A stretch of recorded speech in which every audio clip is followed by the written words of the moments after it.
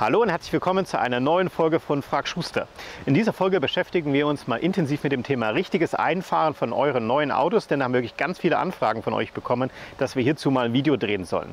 Wir werden das Thema relativ umfassend beleuchten, also wir beschäftigen uns nicht nur mit dem Fahrverhalten, sondern natürlich auch mit Ölwechselthemen wie auch zum Beispiel Fahrwerk, Bremse, Reifen, was es da zu beachten gilt. Aber wir haben auch ganz viele Anfragen bekommen von Fahrzeugbesitzern, die Plug-in-Hybride oder Elektrofahrzeuge besitzen, und das schauen wir uns natürlich in diesem Video auch mal an. Und wenn euch das interessiert, bleibt auf jeden Fall dran. Gleich nach dem Intro legen wir los.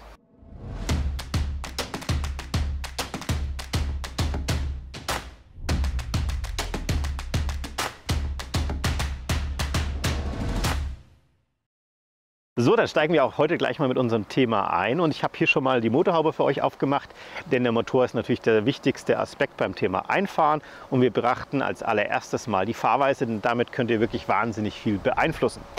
Und bevor es ans Fahren geht, haben wir bei einem Auto allerdings am Anfang erstmal so eine Art Kaltstartphase. Das heißt, das Auto war längere Zeit gestanden, ihr startet den Motor, dann seht ihr, dass die Drehzahl leicht erhöht ist. Bei Mazda ist es meistens so 500 Umdrehungen mehr als regulär.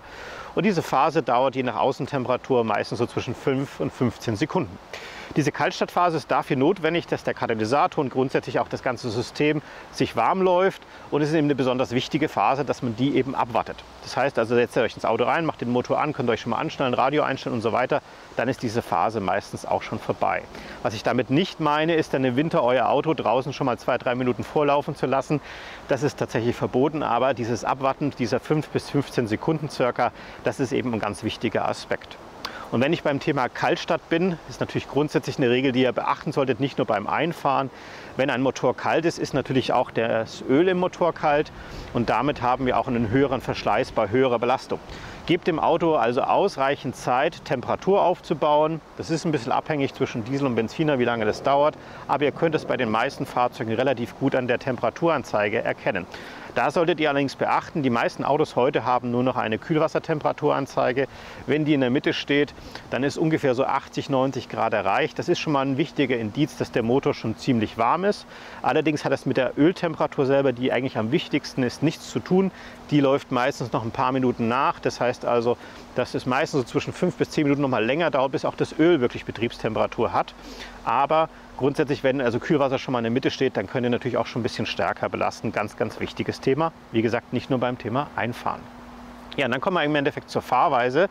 Vielleicht habt ihr ein Auto gekauft mit deutlich mehr Leistung als vorher, und natürlich gibt es ein paar Freunde, die das auch anschauen wollen, und dann drückt man natürlich gerne mal auf die Tube, beschleunigt bei jedem Freund. Das ist tatsächlich etwas, was ihr nach Möglichkeit eben verhindern solltet, zumindest in den ersten 1000 bis 1500 Kilometern.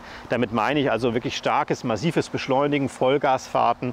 Das solltet ihr auch, so schön wie es auch ist mit dem neuen Auto, einfach dann auf später vertagen. Ja? Normales Beschleunigen natürlich gar kein Problem. Habt ihr eine Notfallsituation, logisch, dann drückt ihr Vollgas drauf, dass ihr da vorbeikommt. Aber wenn ihr es verhindern könnt, versucht es zu vermeiden. Dann gibt es zum Thema Drehzahl natürlich auch nochmal ein paar Informationen, die wichtig sind. Zum einen mal beim Benziner sagt man so ca. 4500 Umdrehungen, die man nicht überschreiten sollte, ganz grob als Hausnummer.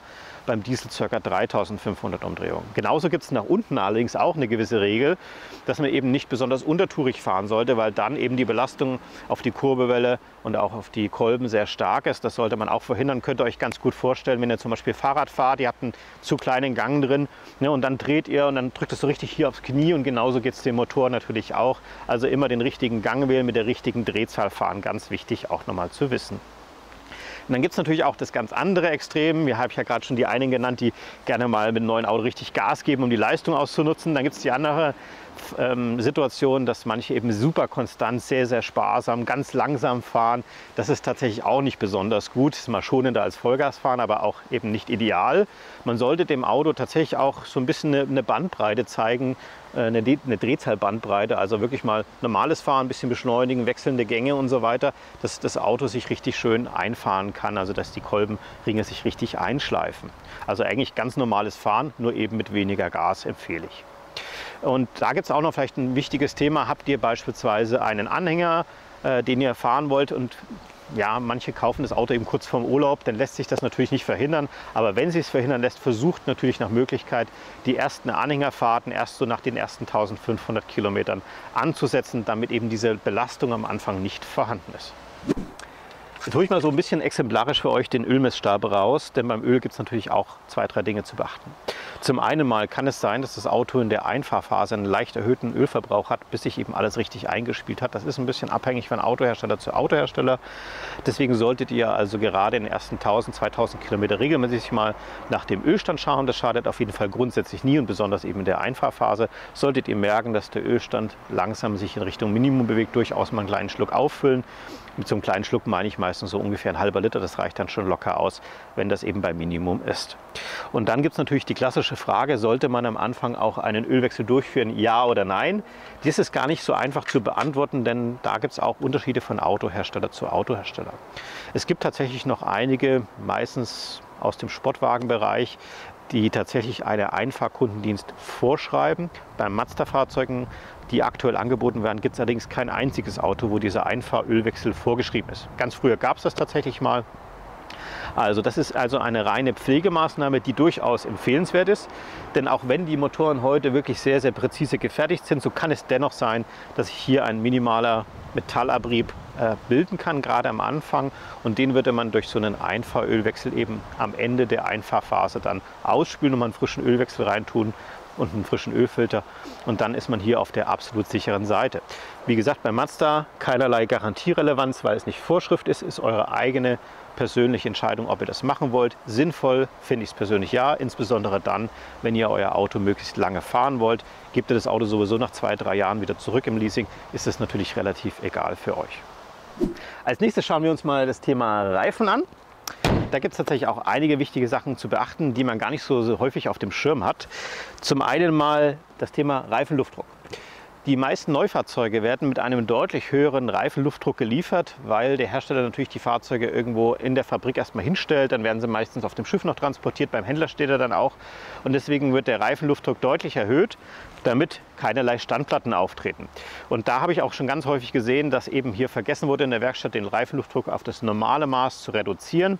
Schaut da gerne mal nach. Manche Autos haben ja innen drin eine Anzeige. Wenn ihr das nicht habt, dann einfach selber mal irgendwo an der Tankstelle prüfen, ob der reguläre Luftdruck drin ist. Und wenn ihr nicht wisst, wo man nachschauen soll, haben wir auch für euch da schon mal ein Video erstellt. Das verlinke ich euch mal hier oben. Schaut da gerne mal im Anschluss von diesem Video rein, wie das Ganze dann funktioniert, zum Beispiel eben bei einem Mazda. Wenn wir schon beim Thema Reifen sind, gibt es auch noch was zu beachten. Diese Reifen sind ja komplett neu gefertigt und wenn die eben gefertigt werden, dann gibt es so eine Art Trennschicht, damit die sich besser aus so einer Form rauslösen lassen. Und diese Mittel, die bleiben teilweise noch ein wenig auf dem Reifen haften. Und deswegen ist es, sagt man, so ungefähr 50 bis 100 Kilometer am Anfang ist also die Leistung so eines Reifens nicht wie gewohnt. Das heißt, es könnte sein bei einer stärkeren Bremsung, dass wir einen längeren Bremsweg haben. Wenn ihr eine sehr scharfe Kurve reinfahrt, könnte es sein, dass das Auto so ein bisschen nach außen schiebt, wenn dann eben in diesen 50 bis 100 Kilometern diese Trennschicht dann so langsam abfahrt. Also da am Anfang ein bisschen Piano fahren, ein bisschen vorsichtiger sein. Wenn ihr dann so die ersten Kilometer mit eurem Auto abspult, dreht ruhig mal am Anfang das Radio ein bisschen leiser und fahrt auf einer möglichst schönen, glatten Straße, damit ihr auch ein bisschen auf Vibrationen achten könnt. Diese Räder und diese Felgen sind grundsätzlich immer ab Werk gewuchtet. Das machen aber große Fabrikmaschinen. Das funktioniert in den meisten Fällen wirklich hervorragend, aber es gibt eben einzelne Fälle, wo diese Räder nicht richtig gewuchtet sind und das merkt man dann meistens so bei höheren Geschwindigkeiten, beispielsweise so ab ca. 100 km/h. Und wenn ihr das spürt, dann ist es meistens durch ein leichtes Vibrieren oder Wummern im Auto zu hören oder man spürt es auch im Lenkrad, dann solltet ihr das möglichst schnell bei eurem Händler mitteilen, denn gerade dieses Wuchten, das hat man im Endeffekt in der Garantie nur eine sehr kurze Phase enthalten, also nicht die volle Garantiezeit, sondern meistens nur 500 oder 1000 Kilometer, wo man diesen Anspruch stellen kann, dass die Räder eben nochmal angepasst und gewuchtet werden. Ganz wichtig auch noch für euch zu beachten. Schauen wir nun vom Reifen ein wenig mehr in die Mitte zur Bremsanlage. Da gibt es auch ein paar Sachen zu beachten, denn wenn ihr das Auto neu bekommt, ist die Bremse, und damit meine ich der Belag und die Scheibe, natürlich komplett jungfräulich, das heißt also sehr glatt. Und hier findet also am Anfang noch eine sogenannte Einbremsphase statt. Damit schleifen sich der Belag und die Scheibe aufeinander ein. Dadurch wird die Reibung erhöht und damit bremst das Auto natürlich dann auch später deutlich besser. Ihr solltet also beachten, dass gerade so auf den ersten Kilometern der Bremsweg etwas länger ist und grundsätzlich dauert das so im Schnitt auch so zwischen 300 und 500 Kilometer, bis die Bremse wirklich die maximale Bremswirkung erzielt hat. Einen ganz genauen Wert hier zu nennen ist natürlich schwierig, weil es ganz viele verschiedene Fahrsituationen gibt. Die einen fahren also Landstraße und haben kaum Bremsphasen drin, weil sie super schonend fahren und der eine fährt im Stau oder in den Stadtverkehr und hat ganz viele Bremsphasen Vollbremsphasen, da geht es natürlich dann meistens ein bisschen schneller. Aber wichtig ist eben, ihr solltet beachten, am Anfang ist der Bremsweg ein bisschen länger. Gebt dem Auto Zeit, hier sich einzubremsen, also nicht gleich am Anfang voll reintreten, das bringt wenig, sondern zu einer Einbremsphase, die dauert tatsächlich, lieber ein bisschen sanfter bremsen, ein bisschen vorausschauender fahren. Disclaimer an der Seite natürlich auch mal wieder, wenn ihr also in eine Notsituation kommt, natürlich dann voll reinbremsen, das ist komplett egal, aber eben wenn ihr am Anfang die Möglichkeit habt, das selber zu steuern, lieber ein bisschen sanfter bremsen, ein bisschen schonender sein und dann schleift sich die Bremse besonders gut ein. Wie am Anfang vom Video schon angekündigt, schauen wir uns heute auch mal die Plug-in-Hybride an und bei Mazda kann man die sehr einfach erkennen an diesem Kürzel am Fahrzeug, PHEV. Das sind also Fahrzeuge, die haben einen Elektromotor und einen Benzinmotor drin und bei den Fahrzeugen ist es tatsächlich gar nicht so einfach, die Einfahrphase durchzuführen, denn wenn ihr einen schönen vollen Akku habt, dann wollt ihr ja normalerweise auch elektrisch fahren, aber wenn ihr elektrisch fahrt, könnt ihr natürlich den Benzinmotor nicht einfahren. Und da gibt es ein paar Tipps, die ich euch geben kann, wie man eben dem Benziner die Möglichkeit gibt, sich ein bisschen einzufahren. Bei Mazda zum Beispiel gibt es zwei Tasten, die man dann verwenden kann. Zum einen mal die sogenannte Charge-Taste. Damit zwingt man den Akku auf einem bestimmten Stand zu halten. Den Stand könnt ihr selber einstellen und dann verhält sich das Auto eben so, dass der Benziner dann eben mitläuft und dann ab und zu mal ausgeht, aber eben sehr, sehr häufig dabei ist. Ihr könnt auch den sogenannten Sportmodus verwenden. Da braucht ihr also auch keine Angst am Anfang zu haben, gerade in der Einfahrphase, dass irgendwie der Sportmodus den Motor irgendwie stärker belastet. Auch hier sind dann immer beide Motoren parallel am Arbeiten. Und hier habt ihr dann eben auch die Chance, mit den gleichen Methoden, die ich euch gerade schon gesagt hatte, den Motor schön einzufahren. Dann gibt es natürlich noch den sogenannten Hochvolt-Akku und damit kommen wir auch schon so ein bisschen in das Thema Elektrofahrzeuge rein, denn das betrifft die natürlich ganz genauso. So ein Akku, der kann natürlich theoretisch von 0 bis 100% geladen werden, aber ähnlich wie bei Menschen, wenn ihr esst, gibt es da auch so Bereiche, in denen man sich besonders wohlfühlt und Bereiche, in denen man sich eben nicht so wohlfühlt. Stellt euch vor, 0% sind bei Menschen eben so halb ausgemarkert, total verhungert, lang nichts gegessen, das fühlt sich also definitiv nicht gut an und 100% ist dann so nach dem dritten Schweinsbraten, da sagt ihr, okay, jetzt ist es auch gut, das ist mir fast ein bisschen zu viel und genauso fühlt sich im Endeffekt auch so ein Akku. Es gibt also sozusagen so eine Art Schokoladenbereich, ein Bereich, wo er sich besonders wohlfühlt. Das ist im Schnitt so zwischen 20 und 80%. Wenn ihr diesen Bereich möglichst häufig, möglichst oft einhaltet, werdet ihr sehen, dass der Akku viel länger hält, als wenn ihr beispielsweise immer die Grenzen auslotet. Wenn ihr von der Fahrtstrecke natürlich dann ans Limit kommt und ihr sagt, dann komme ich nicht mehr weiter, dann muss ich mit Benziner fahren, dann natürlich nutzt die Grenzen aus, aber hier geht es eben um die maximal mögliche Lebensdauer. Da gibt es noch ein paar andere Sachen auch noch zum Thema Hochvolt-Akku zu beachten. Da haben wir allerdings auch schon mal ein richtiges Video für euch hochgeladen, das verlinke ich euch mal hier oben. Wenn ihr also einen Plug-in-Hybriden habt oder auch ein Elektroauto, schaut euch dieses Video gerne auch noch mal im Anschluss an, da gehe ich noch ein bisschen mehr in die Detailbereiche rein. Was vielleicht auch beim Benziner das Vollgasbeschleunigen ist, gibt es beim Elektroauto natürlich trotzdem, auch wenn wir hier, sage ich mal, die Temperaturbelastung auf dem Elektromotor nicht so relevant ist, so haben wir allerdings die Belastung auf den Akku, denn so ein Vollbeschleunigen zieht natürlich auch wahnsinnig viel Energie aus dem Akku raus und auch das ist eine Belastung, die ihr nach Möglichkeit eben verhindern solltet, gerade eben in der Anfangsphase, wo die Zellchemie sich noch so ein bisschen einpegeln muss und grundsätzlich ist das auch generell etwas, was dem Akku auch nicht besonders gut tut, wenn man ihm die ganze Zeit die Sporen gibt.